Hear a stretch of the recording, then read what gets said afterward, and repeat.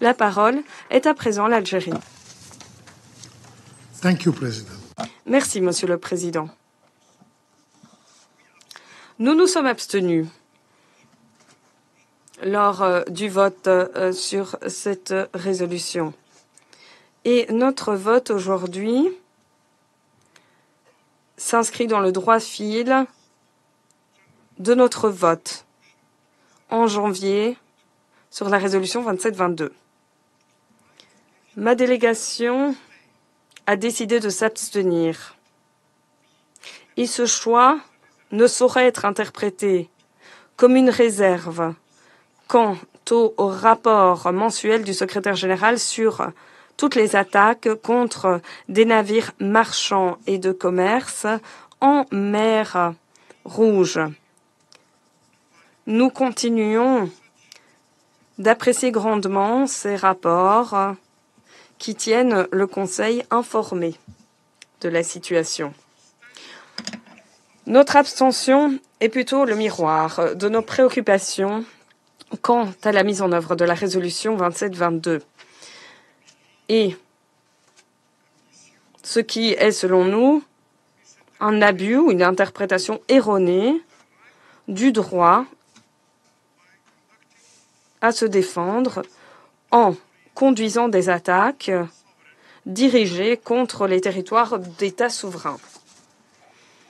Nous estimons qu'il est capital de défendre le droit international et de veiller à ce que les mesures prises au nom des droits et des libertés de la navigation n'empiètent pas sur la souveraineté de pays, d'États. En outre, nous insistons sur la nécessité impérieuse de prendre pleinement compte les causes profondes des tensions qui sévissent en mer Rouge et dans l'ensemble de la région. L'on ne peut pas faire fi du lien clair existant entre la situation lamentable qui prévaut à Gaza et l'escalade des hostilités en mer Rouge. Et aujourd'hui, une fois de plus, l'on ne peut qu'insister une fois de plus sur la nécessité urgente d'un cessez-le-feu immédiat et permanent à Gaza.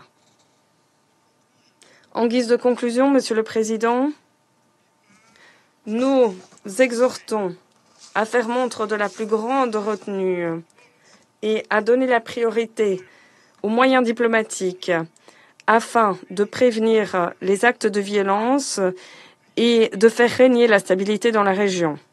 Un processus de paix piloté et dirigé par les Yéménites, fondé sur les paramètres d'un règlement politique convenu, est essentiel à une paix pérenne dans la région. Merci.